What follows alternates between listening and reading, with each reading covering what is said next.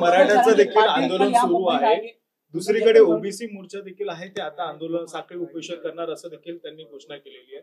त्यामुळे माझी दोन्ही समाजाला माझी विनंती आहे की शासन दोन्ही समाजाच्या हिताचा विचार करेल।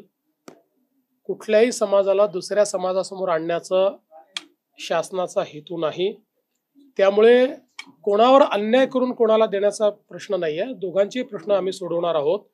त्यामुळे ओबीसी समाजानेही हे लक्षात ठेवावं की कुठेही त्यांच्यावर अन्याय आम्ही होऊ देणार नाही, आणि मराठा समाजाने हे लक्षात घ्यावं की आम्हीच सोडवलेत सगळे प्रश्न, दुसरे कोणी सोडवले सांगावं कोणी सोडवलेले आहेत। मराठा समाजाचे प्रश्न आमच्या सरकारशिवाय, म्हणजे मी मुख्यमंत्री असताना, शिंदेजी मुख्यमंत्री असताना तेव्हाच सुटले आहेत, बाकी कधी सुटले प्रश्न, आणि आम्हीच सोडवणार आहोत।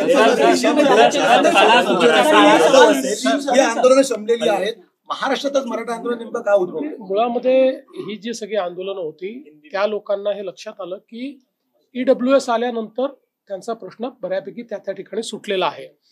आपल्याकडे कदाचित ती ईडब्ल्यूएस ची मानसिकता तयार झाली नाही आणि त्याच्यामुळे काही प्रश्न कॉम्प्लिकेटेड आहेत, पण आता आपण तोही प्रश्न सोडवलेला, आपण आरक्षण दिलेलंच आहे आणि कोर्टात अजूनही ते टिकलेलं आहे।